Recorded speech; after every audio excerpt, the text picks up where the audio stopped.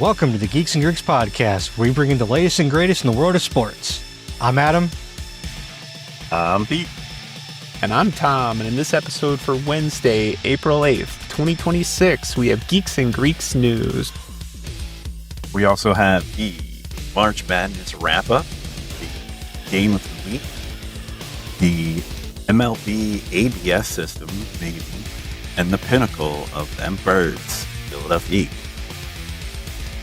So grab your favorite team's jersey, settle in with some snacks, and don't forget to like and subscribe, and get ready for an adrenaline-packed ride through the world of sports. And here we go.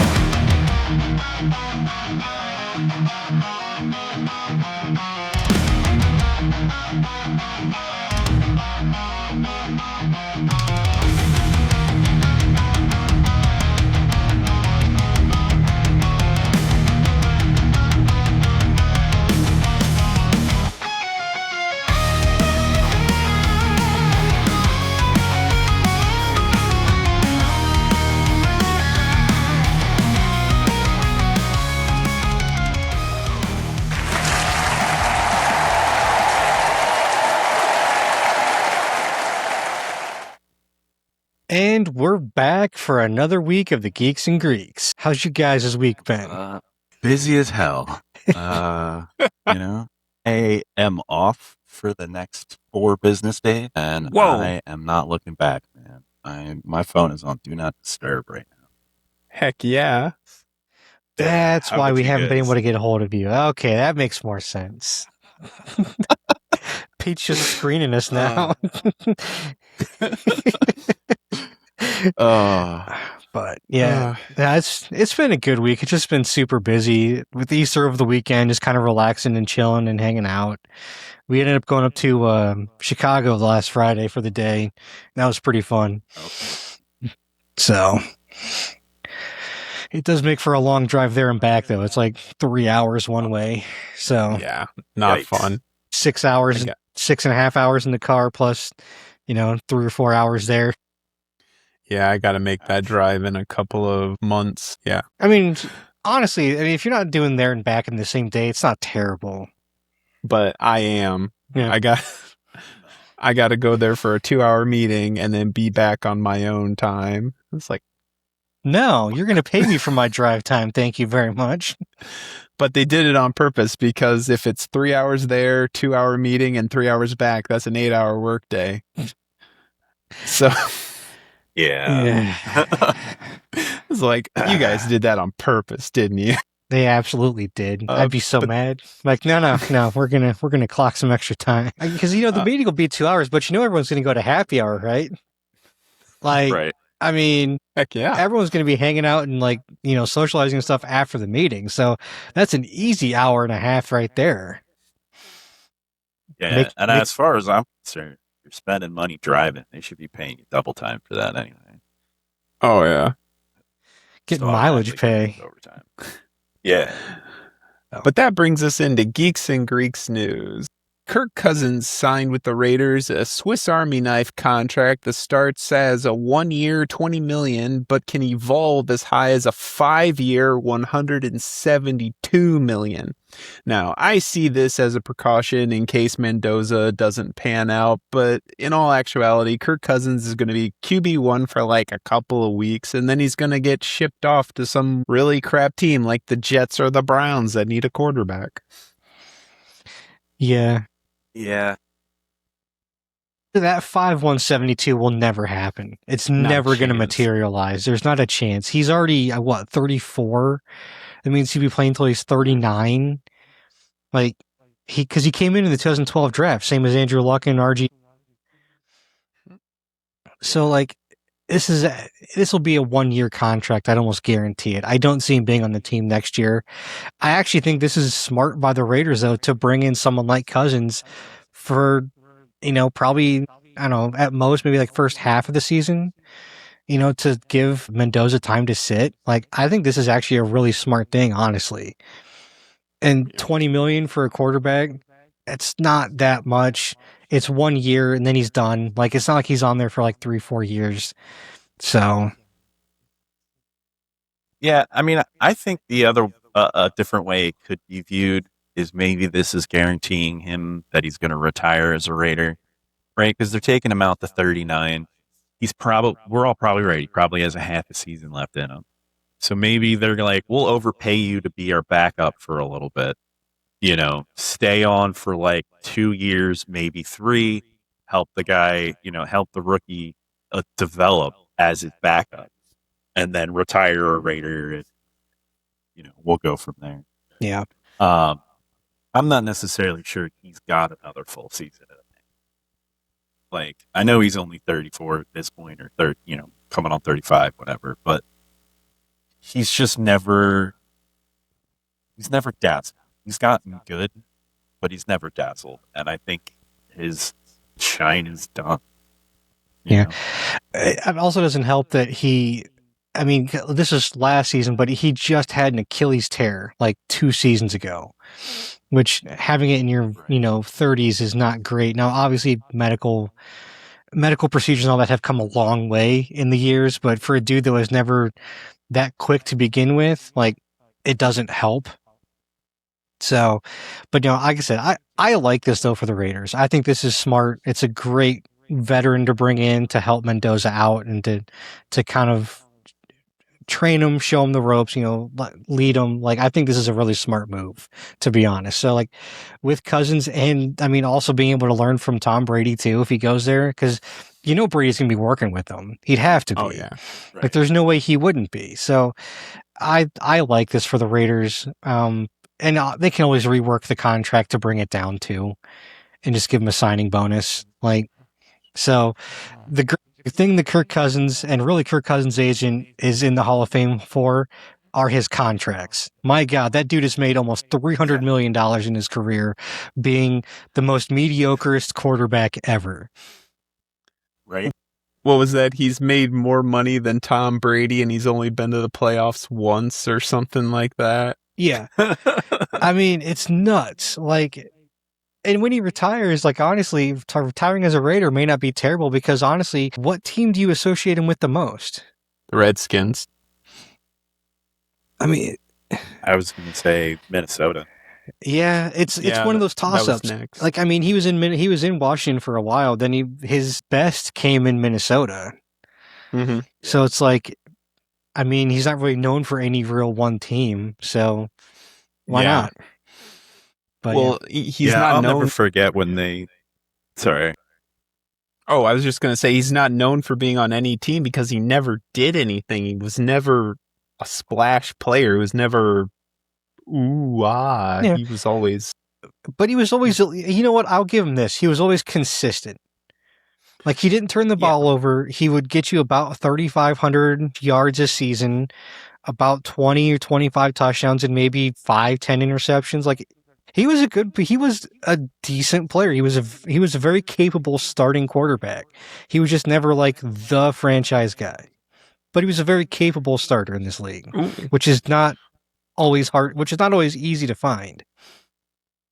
How would you compare Kirk Cousins to Phillip Rivers? Phillip Rivers is by far better than Kirk Cousins. Okay. Kirk Cousins. Phillip Rivers was at least consistently in the playoffs every single year. He just, I think we've talked, I know we've talked about it before. He just unfortunately ran into the buzzsaw that was Ben Roethlisberger, Peyton Manning, and Tom Brady for 15 years. Like, that's just, and then Carson Palmer too. Like, he had 4 of the 5 best quarterbacks in the league he had to play against every year in the playoffs. It just was unfortunate circumstance and timing for him. But I think Phillip Rivers was by far a better quarterback than Kirk Cousins. Moving on to the next story, we are about 2 weeks away from the NFL draft, and it has come out that Fernando Mendoza, the IU quarterback who is the prime candidate to be the number 1 draft pick, has stated that he doesn't plan to go to Pittsburgh to be present for the draft, but will be with his family in Miami. Last time the number 1 draft pick was not present was Trevor Lawrence for Jacksonville in 2021. Now, some speculating that Mendoza's mother, who has multiple sclerosis and is confined to a wheelchair, may be the reason that he is staying with his family. Others look at you as if you're stupid and say, why would you go to Pittsburgh when you live in Miami? I mean, That's fair. both are incredibly valid. Yeah. But I believe it's more to do with his mom. Like, there's no way his mom having MS is going to be able to travel to Pittsburgh. Like, I just don't see it happening. Like, I'm sure she could and probably would for her son. But I knowing It'd that, be too hard. yeah, knowing the personality and the character that he has shown, this doesn't surprise me that he's staying home with his family. I mean, to be fair, name me a mama or a football player that isn't a mama. Like, name one. Yeah, you know what? That's true, but I'll counter it with this. I guarantee you that if this was flipped and Diego Pavia's mom had MS and he was going to be the number 1 draft pick, that dude would be at the NFL draft. Maybe. Mom who? What are you talking about? He'd shout her out from the stage. Shoot. All right. And that brings us to the next part of the podcast, a word from our sponsor. Hey guys, what's up? Before we continue our show, I want to talk to you about our new sponsor, Dubby. You ever feel like you need that extra oomph to power through those late night study sessions, clutch those game wins, or finish that epic video edit? I know I do, and I finally found something that actually works without the jitters or the dreaded crash. Let me introduce you to Dubby. That's right guys, we're partnering with Dubby and we're seriously hyped. Dubby is our new go-to energy drink, and it is a total game changer. What makes it so different is, first off, and this is huge for me, Dubby has no artificial dyes, plus it's all completely sugar-free. So, you don't get that quick energy spike followed by a massive crash. And the taste is absolutely amazing. Dubby comes with a bunch of different flavors, such as tiger's blood, green apple, strawberry pineapple, plus limited time offers that do go quickly.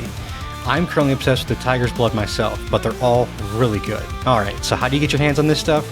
Head on over to dubby.gg and use our code GEEKS10 for 10% off your entire order.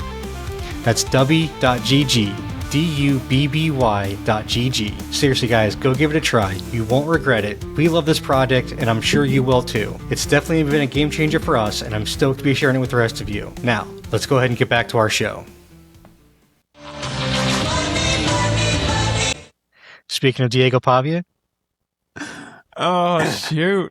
All right, that brings us into the March Madness, where the Final Four saw UConn win over Illinois 71-62, and Michigan win over Arizona 91-73, making the championship game Michigan against UConn, where Michigan won 69-63. It felt like UConn was always half a step out of sync. They were just missing those key plays by like half a second. Yeah, this was a good game. The national championship was, and the Final Four was pretty good too. Like, I mean, Michigan just steamrolled their way through this entire tournament basically until they played UConn, which was crazy because, I mean, UConn barely beat, was it Houston? No, who'd UConn play in the finals? Illinois. Like, they barely beat Illinois, whereas Michigan beat Arizona by like 20 almost. And even the Almost 20, yeah. like 18. But like, it didn't, I mean, it felt worse than it actually was. Like, it felt like they were in total control from like the start. Like, I hate giving Michigan credit, but like, it's also basketball, and Ohio State's basketball team has always been trash, so it's not that big of a deal. So I mean, they had a great team, and this is their first championship in 37 years. 1989 was the last time Michigan won the national championship. Yep. So, which is also kind of fitting because they had 37 wins on the season. Nice. Oh, shoot. All right, that brings us into the game of the week. Here comes a new challenger. Last week, we talked about watching Super Bowl 42 from 2007, where Tom Brady and the New England Patriots were trying to solidify a perfect season against Eli Manning's Giants. Adam, what did you think of Super Bowl 42? You know what? Going back and watching this game was a lot of fun to watch because it had almost everything. The only thing we didn't get in this was a special teams touchdown.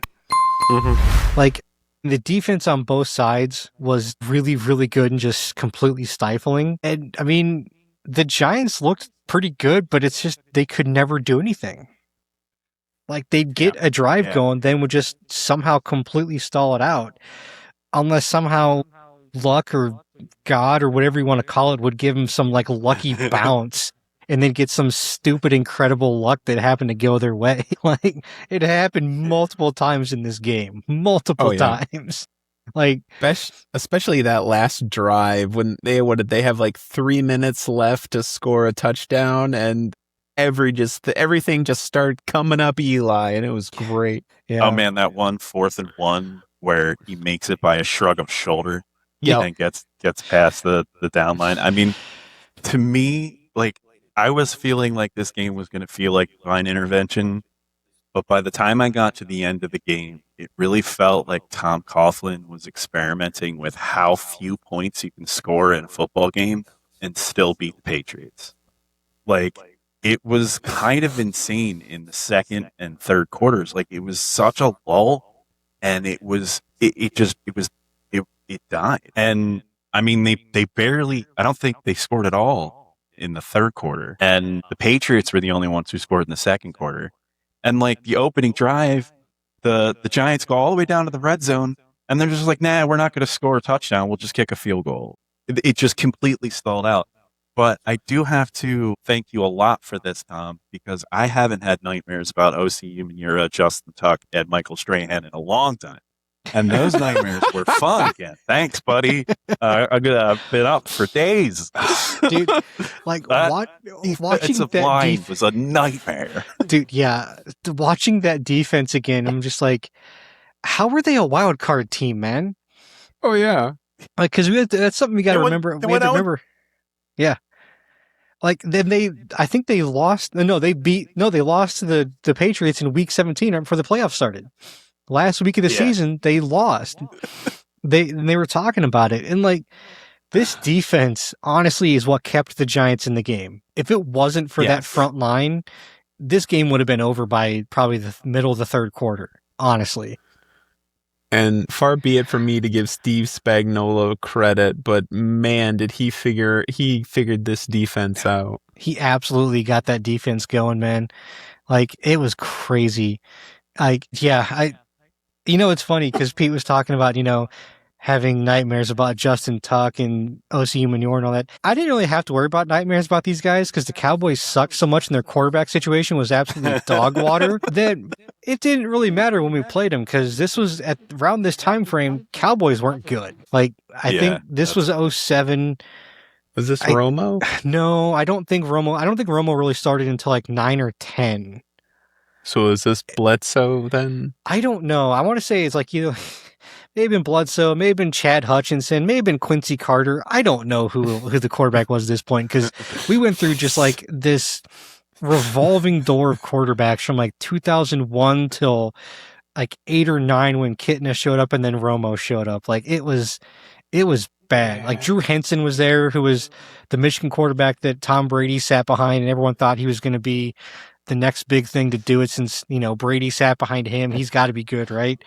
Well, when you take 2 or 3 years off to go play baseball and then come back to football, you're going to have a little bit of rust on you. Like we had Vinny Testaverde at this point. Randall Cunningham came through the door for some games. Like we had just a hodgepodge of quarterbacks through this like 7-8 year window. So you don't think Tim Tebow's return to football is going to be a success? Is he trying to do it? No, I don't know. I was going to say, I'm like, is this something? This is something new if that's going on. But one big thing I wanted to make note is Ahmad Bradshaw and Brandon Jacobs are the original Sonic and Knuckles. Yeah. I think this whole game can be summed up in the last play. So the very last play of the game, the Patriots turned the ball over with 1 second left, and everyone, the announcers, the fans, the coaches, the rest of the team, everyone takes the field, but there's 1 second left on the clock. Yeah. So then they have to clear the field so that Eli Manning can just take a knee. Belichick just leaves. He's like, fuck this. Goes in the tunnel. He's like, I'm out. Goodbye. Him and Brady left. They weren't there at the end. Technically, they were back in the locker room when the last play happened. Yeah, Which I don't know how to feel about he did go that. shake Coughlin's hand. Okay, He did before he left shake Coughlin's hand, but I'll give him that. But he just failed. Because so funny. Because it really looked like once they almost got like everything reset and they realized, oh, we got to run one more play, and they were kind of realizing that Belichick and them had just left. Coughlin looked like he was kind of mad. Like he's like, "What? Why isn't he still out here?" Yeah, so it's kind of disrespectful. It is. Yeah, that's why I'm hard. Bad. That's why I'm kind of torn about it. I'm like, the game's over and you know it, and like everyone thought the game was over. I'm like, do I really need to stay out here for a kneel for 1 second? Like, especially if he already shook his hand. Like if he hadn't shook his hand, then that's the complete ultimate disrespect. But since he did go out and actually congratulate him and shake his hand and do that, I don't have as much of a problem with it because they thought the game was over. Yeah. So. I did want to say Plexico Burress. It was so nice to see that guy play. I missed him. And just think, 20 months later, he shoots himself in the thigh in a club and goes to jail. And his career never recovers. Nope. He's in radio now, isn't he? I don't know. Maybe. It's like, think about this, right? You got Terrell Owens, Chad Johnson, Randy Moss, Plexico Burress. One of these four has a Super Bowl ring. Like, damn, dude. Right? And Plexico Burress beat Randy Moss for his Super Bowl ring. Exactly. And got the game-winning touchdown. Touchdown. And my favorite part about that was Moss got the Patriots' last touchdown. So Randy Moss would have caught the game-winning touchdown had the Patriots won, but Plexico Burress got it instead. Yeah. Like, I mean, there were some really good plays. Like, I forgot Amani Toomer was still on this team. Like, once I saw that he was... like that first play when he had that first catch down the sideline that he somehow caught. I don't know how he caught that ball. But once I saw that, and they're like, yeah, it's Toomer with the catch. I'm like, I was so happy that I'm like, oh, he actually got a Super Bowl. Like, that's great that he actually got a Super Bowl. I was happy to see that. Like, I always really liked Amani Toomer when he played. But I think this whole thing comes really boiled down to in the third quarter when Belichick decided to go for it on 4th and 13. Like, that was crazy. Like 4th and 1, 4th and 2, 4th and 3. Okay, you're close. 4th and 13, middle of the third quarter, when you're in field goal range. What do you like? I mean, sometimes the mad genius overthinks himself. It's like, I know Gostkowski missed a field goal earlier, but like, come on, man, you still have one of the best kickers in the league at this point. And also, go ahead. I was just say, I do have to say we did not give Eli enough credit for the helmet catch because he was fighting some serious pressure. I thought he was on the ground twice, and he managed to get out and throw that ball, and he put it somewhere where only whoever caught it, I don't even know the name of the receiver. David Tyree. Only Tyree could get it. None of the defenders could have gotten it there. Like, it was a better pass than people give him credit for it. Yeah. Yeah. You know, it's funny. Tyree had 2 catches in this game. He had a touchdown catch and that's the only 2 catches he had for the entire game. Other than that, the only 2 catches people talk about. Yeah. Well, I think they were saying that he didn't play at all this season. Like, he didn't have a catch all season. So his first catch didn't come till the playoffs. And it's like, that's absolutely nuts that this dude is like the savior of the game. And he was like the wide receiver number 5, basically. And also, I find it hilarious that the last 2 plays of the Super Bowl were long bomb Hail Marys to Randy Moss. I mean, neither of them solidified. Yeah. Right? I mean, to be fair, if you have to throw a Hail Mary bomb, who better to throw it to than Randy Moss? Yeah. But he had double coverage, and they knew where it was going. Oh, yeah, they did. Well, they had him double covered almost the entire game. Yeah. But like, I mean, at the same time, that last one where he was in stride, if Brady had the arm strength to put it like 3 yards further, that would have been a touchdown. He just gave him a little bit too much time. Yeah, he gave him a little bit too much time, and he outran his arm. That's what he did. Yeah, if he could just, I think, like I said, 2 or 3 yards, he would have had a touchdown because he would have had it in stride, and he had those defenders beat by a step and a half. Like, it's crazy what could have happened. And even if he didn't make it to the end zone, it's still a fresh set of yards. Yeah, and you're in the red zone at that point too. So yeah, it was really good. I enjoyed it. This was a fun game. For some reason though, this game just felt like it went on forever after a little while. I think it's because of that lull in the second and third where just nothing happened. Yeah, like the first and fourth quarters flew by, but like the second and third just drug out forever. And when I looked at the time tracker, I'm like, it's only been an hour and 15 minutes? What? No, it can't be. I will admit that during the second and third quarter, I felt really guilty that Pete assigned us 15-minute wrestling matches and I assigned a 3-hour marathon. Fair enough. But Adam, who or what do you have us watching next week? All right. So next week we have something new that I don't think we've done yet before. Tennis? No. Next week we have 2 of the best words in all of sports. Game 7. Oh no. Of the 2001 World Series. Arizona Diamondbacks versus New York Yankees. You know, it's funny. If I don't look up a spoiler, I have no idea who even won this game. I think I do. Well, I have a reasonable guess. So, yep. Game 7, 2001. Game 7s are always, for the championship, absolutely fantastic. Yeah. So, that for all the marbles. Yep.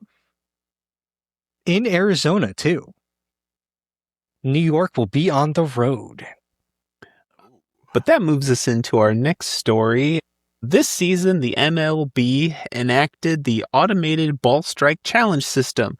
A team is allowed to challenge home plate calls twice, and if the call is overturned, the team retains their challenge. A fan survey found that 72% of fans felt the ABS has had a positive effect on the game, and 69% of fans feel that umpires should be removed fully and ABS should be leaned on to make all challenge calls. What do you guys think? So, I'll start with, I am in that group that I think this has done amazingly good things for the game, and I love the ABS system. I love most of the new rules that MLB has put in lately, minus like banning the shift, which I think is dumb as shit. That you can't shift your defense anymore past a certain spot because the hitters aren't good enough to beat it. And like, but as far as the ABS system goes, this has been fantastic. And it's showing, I mean, obviously umpires are human. Humans make mistakes. They don't always get everything right. It's never going to happen. But it's showing you just how bad the worst of the bottom of the barrel for the umpires are in Major League Baseball, which is unacceptable. Like, yeah, I honestly wouldn't be unhappy if they just get rid of the home plate umpire for calling balls and strikes. He's just there to make a play call the play at the plate if there is one. That's it. Like, we don't need umpires because they're gonna challenge him anyway. Like, it does seem that way. I would, honestly though, the one thing I will say, the one downside that I do have with ABS is that sometimes they're so close. It's like, dude, come on, you can't hold that against the umpire. Like, no, when they miss it by like 0.2 of an inch, I'm not holding that against somebody. Like, that's so close. There's no way. Like, come on. I love I'll go real quick. There was an umpire that missed a call where the laces glazed the strike zone, so it was technically a strike. And even the umpire was looking at the crowd like, come on. Yeah. Right. Like, stuff like that, I don't care about. It's like, that honestly shouldn't even count. I can't hold that against him. Like, fuck you, it's a ball. The laces glazed it. Fuck off. I'm not calling it a strike. my thing is I'm not holding it against them. I don't feel like we should, but it is just proof that it's better.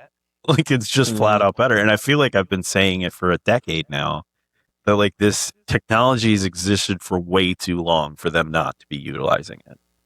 Like, Yeah. I'd give you 20 years, just, Pete. I think you've been saying it for 20 years now. yeah, you're probably right. Like, I'm just happy it's here. Like, if they want to fully implement it, great. At least they got this far. Yeah, I like it. I've enjoyed it. I think it's done great things for the game, to be honest. Now, before we move on, I have to ask, Adam, are you with the 69% of fans who want to see umpires removed from the game and ABS take over all calls? No. I don't think that ABS can get fielding calls to a point. I want to keep umpires everywhere else in the field but home plate, basically. Okay. So just remove the home plate umpire. Just removing the home plate umpire, yeah. And honestly, you don't, because by that point, the first base umpire can move to home if there's a call because there's nothing happening at first base.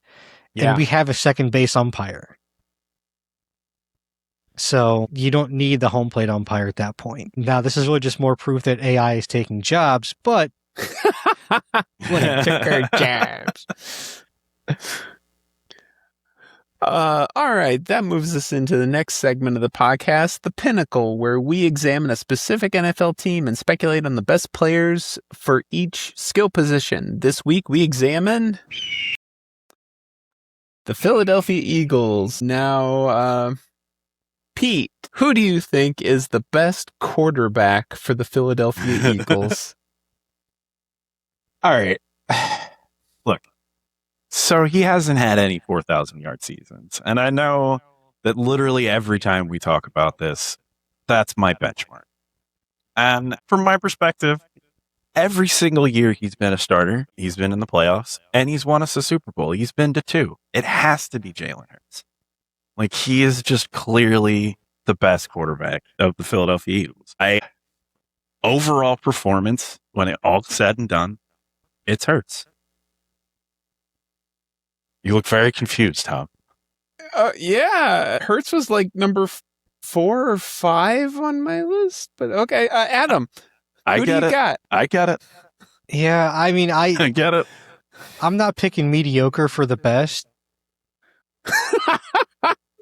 How do you call it mediocre? He's been to the playoffs literally every single year. You call that mediocre? How many times have the Cowboys been to the playoffs? You call that mediocre? You can't say they're both. You can't say the Cowboys are mediocre and never make the playoffs, and the Eagles make the playoffs every single time and are also mediocre. Yeah, but the Eagles don't make the playoffs because of Jalen Hurts. They make it in spite of Jalen Hurts. I fully disagree. I've never seen a quarterback that's been benched in a championship game still be maintained and lauded as this good quarterback. He lost his starting spot in Alabama in college to Tua, who was a freshman. Oh, my God. Okay. Yeah, and how many championships has Tua won since he hit the NFL? Like, come on. He's got as many championships. He's got as many concussions as Hurts has championships, all right? That's fair. That's fair, but that's not my fault, and I don't have to account for that. Like, right, Hurts is clearly the most he's got the most championships other than Nick Foles. I'm not going to pick Nick Foles. Like, come on now. I think Nick Foles is better okay, at 27-2, and I kind of thought about it because of the 20-7-2 year. Okay, and like, I understand that he doesn't put up 4,000 yards every season, but you can't discount his success. He's consistently successful to the point of consistently getting the championship and winning it. I mean, what else do you want out of a quarterback? No other quarterback's been this good, except maybe McNabb, who, guess what? Lost his only shot. So, Adam, who do you have as the Eagles quarterback? My Eagles pinnacle is the one and only Randall Cunningham. Yeah. While he doesn't have a Super Bowl, he was a 2-time All-Pro and a 4-time Pro Bowler. And he was the benchmark. And like, to me, when I think of like the pinnacle, when I think of this team, what do I think of at this position first? And it's always Randall Cunningham. He was one of the best quarterbacks in his generation. One of the better quarterbacks in his generation. He was like the prototype for modern quarterbacks that can both run and pass, doing it in a time when there were no protections. And I think he had a worse team around him now than Jalen Hurts does. Jalen Hurts has basically an all-pro starting at every position. Now, granted, Philly's defense in the late 80s and early 90s was fantastic and amazing, but the offense wasn't that good. It was Randall Cunningham and a bunch of nothing. So I think it was Randall Cunningham myself, and I had McNabb as second. Okay, so I had the same thing as Adam, except I switched them. Because in my head, McNabb is the Eagle quarterback from that generation. And in my head, Eagle fans feel about McNabb the same way that Colts fans feel about Peyton Manning. I was excited when the stats really confirmed my preconceptions. McNabb is a 6-time Pro Bowler. No Super Bowl win, but a Super Bowl appearance. So in my mind, McNabb joins Dan Marino in one of the greatest quarterbacks that never won a ring. Honorable mentions are Ron Jaworski, Randall Cunningham, and I laughed out loud when Carson Wentz and Jalen Hurts are in the top 5 of Eagle quarterbacks. Yeah, I mean, nothing you guys said is wrong.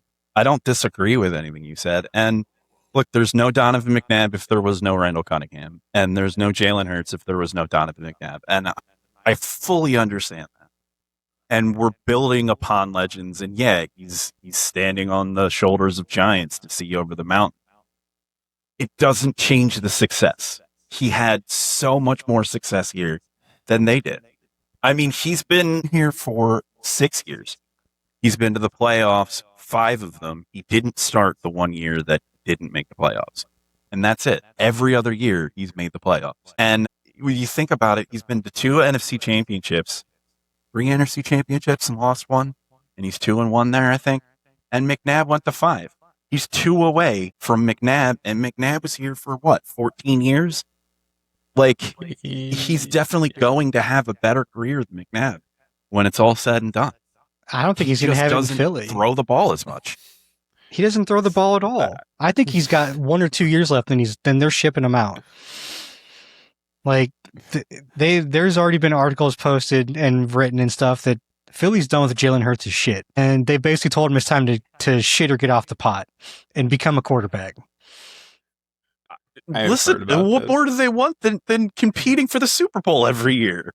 Like, for him to not be a miserable bastard and make everyone else too. I've also read those articles too. I've also read the ones that say they're all bullshit and they're all being blown out of proportion, and everybody backstage is fine with them. See, the last one that just came out like a day or 2 ago was reported from people within the Eagles organization themselves. So from teammates to the GM to other front office people. I don't think he's going to be there for more than a year or 2. I think if he doesn't actually run the offense that they want to run, I think he's shipped out.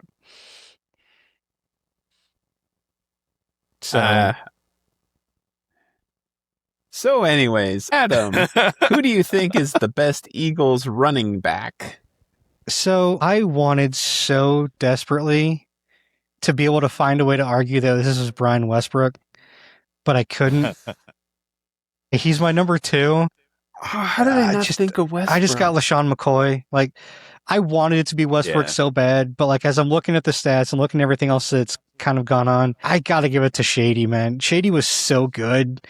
Like, I mean, he leads the team all time in rushing yards. I mean, in the time he was there, he ended up with 44 touchdowns and only 14 fumbles in like 6 or 7 seasons. Like, that's absolutely fantastic. And averaged 75.5 yards a game.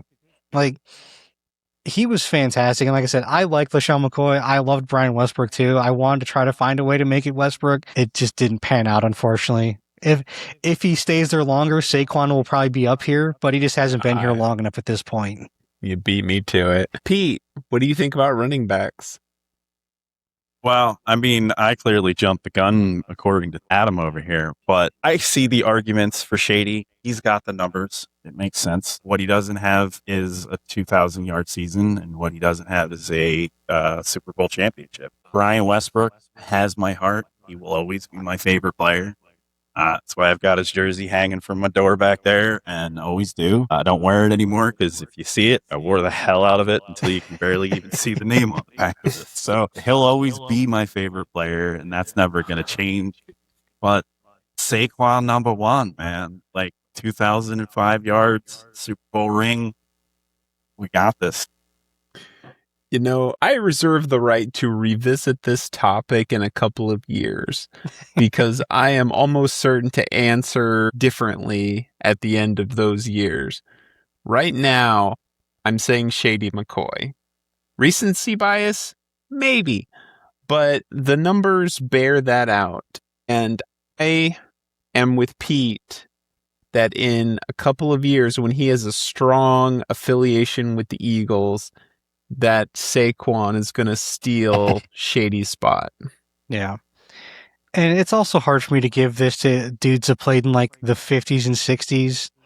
Like, it just is such a different game now than it was then. Like, there were some older guys that were up there too that could have probably had it, but it's like, I can't talk about it, so I don't think it's really fair to kind of try to talk about it. It was funny because I also thought about like Ricky Waters, and I didn't realize he was only there for 2 seasons, which just blows my mind. I thought he was there a lot longer. Yeah, and I try not to count people that have been there for like 4 years or less because I feel like that's not a very strong affiliation with the team. Yeah. But And that's the only reason I didn't have Saquon up here. That's really it. It's just he hasn't been there long enough for me for exactly. it. But yeah, Saquon will take this in like 3 years, 4 years, easily. Yeah. Yeah. I suppose I broke my own rule here, but the 2,000-yard season kind of got me. I usually do say no less than 3 years. Yeah. In your premier season with the team, you blow through 2,000, take a seat so you don't outshine your teammates, and then win a Super Bowl. Right. As many would say, he was the reason they won the Super Bowl. Yes, I still maintain that Operation Decoy or Saquon.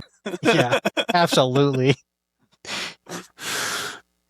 Pete, moving on to the wide receiver, who do you think is the pinnacle of the wide receiver position for the Eagles? All right, I know what you're thinking. The 2024 Philadelphia Eagles roster is probably the greatest Philadelphia Eagles roster of all time. And I completely agree with you because I do think that Devonta Smith is the best wide receiver we've ever had. He's got a 69.5 catch rate. He has never missed the playoffs in his 5-year career, and he's always had at least 800 yards. And that's even in the season that he missed 3 or 4 games. He still got 800 yards in that season. So I think when his career is done, he's going to eclipse everyone. And so I'm saying Devonta Smith. Adam, your thoughts on wide receiver? I went a little bit different route, and I went with Mike Quick.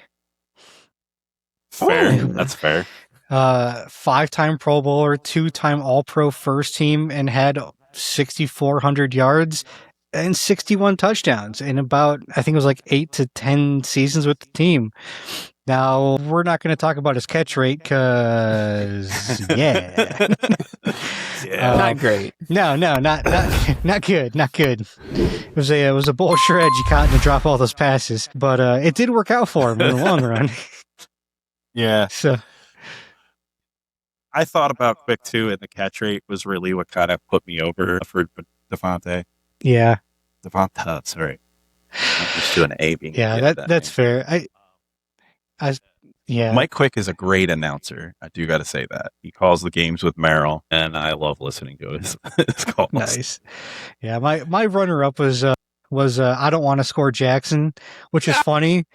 Which is really funny because when I looked at Mike Quick having 61 touchdowns and then Deshaun only had 35, I'm like, wow, the I Don't Want to Score is really kind of fitting. Right? He just didn't want to score. But he wanted them yards, man. He got them yards. So I was down to Deshaun Jackson and Harold Carmichael, and both of them played for the Eagles for 13 years, but I had to give it to Carmichael because Carmichael outshined Deshaun Jackson by 2,400 yards and 44 touchdowns because Deshaun really didn't want to score. At least to be fair, he only left 2 of them on the 1-yard line when they were live balls. That's too many. Especially considering they were wide open punt returns, too. It's like if you're wide open and you just drop that sucker on the 1 yard and cruise into the end zone untouched. It still counts. Oh, man. All right. What do we got for tight ends, so Pete? So this is my sad lament. I miss him every day. Zach Ertz played 9 years in Philly. He was just out of this world. 66.7% catch rate. It's at 6,200 yards. I mean, just incredible tight end. And he's very missed at Philly. Yeah. And like, what, 57 touchdowns, something like that? Like he's just absolutely fantastic. Like, he is one that lives more in nightmares for me than like Tuck and them do, just because at the time he was playing, that's when Dallas was actually good. So like we were actually fighting for the division at that point. And it's just like, why can nobody cover this goddamn asshole? Like, and like the crazy, he's still playing too and doing well. I think he might be done though, because he like tore his ACL and stuff this season because he took basically a helmet to the knee coming across midfield this year. Because they were going commander now, isn't he? Yeah, he took a shot to the knee from I think it was a cornerback possibly coming in hot, and yeah, it's just one of those. He took his legs out and hit his knee like full speed and everything. So at his age, I could see him possibly retiring with that kind of a knee injury at that later stages of his career. But yeah, Zach Ertz was mine, and he was so frustrating to watch. I hated watching this dude play just because it always came at my expense, but it was such a good player though. So good. And I had Brent Selleck number 2. Oh. So yeah, likewise, Zach Ertz, easily the best numbers of any Eagle tight end in the Super Bowl era. Quick honorable mention to Pete Ratzloff, but he got dismissed immediately because he played the majority of his career before the Super Bowl era, so it's a completely different game. Yeah. But the fact that a tight end had that many yards and touchdowns pre-Super Bowl is pretty impressive too, though. I will say that. Shocking, I'd say. Yeah, because he had more yards than Ertz did too. So yeah, and that's at a time when, again, they just didn't pass very much. So it's either I wonder if it's like either just short dump offs and he just runs over everybody, or if they were actually slinging the ball. But that moves us into the kicker, and I'll go off on this one. I was down to Jake Elliott and David Akers. And the biggest separation for me was the 50-yard field goals. 20% of Elliott's field goals were from 50 yards or more, while only 10% of Akers. So I had to give it to Jake Elliott. Yeah, that's fair. I went with David Akers myself because he was a 5-time Pro Bowler and a 5-time All-Pro, which is something that Elliott doesn't have. Not yet. Not yet. I mean, Elliott's got 9 years with the team though, or at this point, and Akers had 12. So they've been with the team almost the same amount of time. But yeah, it was close. But yeah, I can totally see the Jake Elliott argument for being better at 50 yards. Because yeah, that was Akers' like Achilles heel. He just did not have that kick power like that. Yeah. So I mean, yeah. I agree with Tom that it is Jake Elliott. I think the other thing that edged him out slightly for me is he had ever so slightly better field goal percentage than Akers did when he was on the team. He's got 83. Akers had 82. And I'm not going to lie, I'm still pretty salty about losing the 2004 Super Bowl by 3 points in a game where David Akers missed 3 fucking field goals. And he would have won by 6 had he made them. So I think that may have also edged it out for me. He may be our points leader, but I think Elliott's only like 300 behind him. Elliott will get that in the last few years and knock him right out. Yeah. You know, I just had a crazy thought. If the 2024 Super Bowl, if Jake Elliott had missed any 4 of those field goals, no, they still would have won. Never mind. Yeah, I wouldn't imagine. I was gonna say. Oh, yeah, like, I mean, honestly, though, like, looking back when I was looking at it, I'm like, man, if Akers could have hit his 50-yard field goals, he'd probably have like an 85, 86 field goal percentage. If he was, it's like Shaq shooting free throws, man. If he could hit his free throws, he'd have like 1,000 more points in his career. I mean, I'll give him this. He does have a 63-yarder, but he got it in San Francisco, so I'm not giving him credit for that. Yeah, fair enough. Well, that's it for the Eagles. Tune in next week where we examine the pinnacle of the New York Giants. Yeah, this will be fun. I'm Adam, actually bring us home. kind of curious. I actually kind of want to go through some of this. Like, I actually am kind of curious with the Giants, to be honest with you. I get the feeling the word Manning is going to come up a lot. I mean, I'm not picking him. Hey, man, there's Phil Simms, dude. Yeah, I maintain my... I mean, what's better, getting to 4 Super Bowls or winning 2? I guess we'll find out next week. All right, Pete, what you got for us in the final thoughts? So WrestleMania is next weekend, people. So we are rounding out season. Lots of stuff has been changing, and Chris Jericho's returned in AEW. Wrestling world's getting weird, so watch it get weird, man. And we will be talking about WrestleMania next week. You know, I will say, in watching Jericho's return, it looks like he's actually been working out. Like, he got rid of that muffin top. Like, he actually looks like he's in like some like decent shape for his age. Like, he's actually put some work in. Looks like his hair looks better too. It's got like more body to it. It's not as frizzled and wiry. Like, lasts like a week, and he'll be back on drugs. I wonder. Part of me wondered if that was like just part of his gimmick, and he just looks like he's losing his mind, so his hair just keeps getting worse and worse. Oh, shoot. All right. The PGA Masters tournament starts tomorrow and runs through the weekend. Tune in to watch Rory McIlroy kick ass. After our Easter break from NASCAR, we jump right back into things with the Food City 500 from Bristol. And on Monday, we have the WNBA draft. And if you didn't poke fun at WNBA enough, the number 1 prospect is a player called Ozzy Fudd. Ozzy Fudd, the Rabbit Slayer. All right.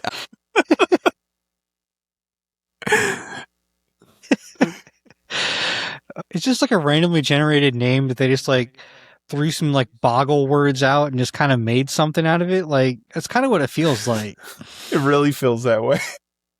Drunken I just want to feel like her parents were like really big fans of the song, and they're like, we'll name our child Ozzy Fudd. I don't even know the song.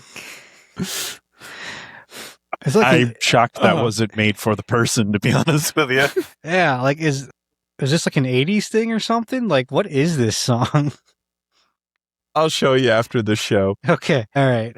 Well, with the WNBA draft coming up, the NBA season actually ends on the 12th. We have 4 days left in the NBA season, and then the playoffs start Tuesday the 14th with the play-in tournament. This season went by super quick, but I'm super excited for the playoffs because I can't wait to see Victor Wembanyama in the playoffs for the first time. So I'm excited. He's been on a bit of a minutes restriction for a good part of the season, and a couple days ago, he went for 41 points, 18 rebounds, and 5 blocks in 28 minutes. Jesus. I want to see what he can do in 35. Yeah. Die. Yeah. That's what he's going to do. He's going to die.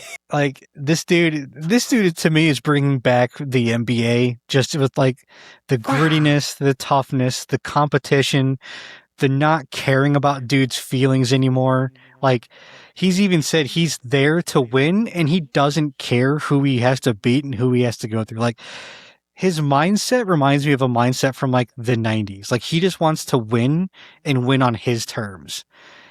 And plus, I've never seen NBA players be scared to take a shot until Victor Wembanyama came in. Did you see that one video of Wembanyama blocking a shot before it got to the hoop? And he was like doing like a 13-foot vertical. Yeah. It was ridiculous. It's so insane. He's 7'5" with an 8-foot wingspan. Like his wingspan is insane.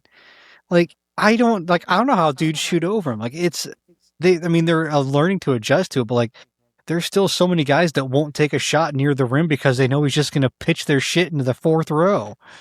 Cause that's what he does. Like that lucky fan just got a souvenir, right? Like, I mean, he's doing that in the All-Star game, which we haven't seen in something like that in the All-Star game since Jordan and Kobe were around.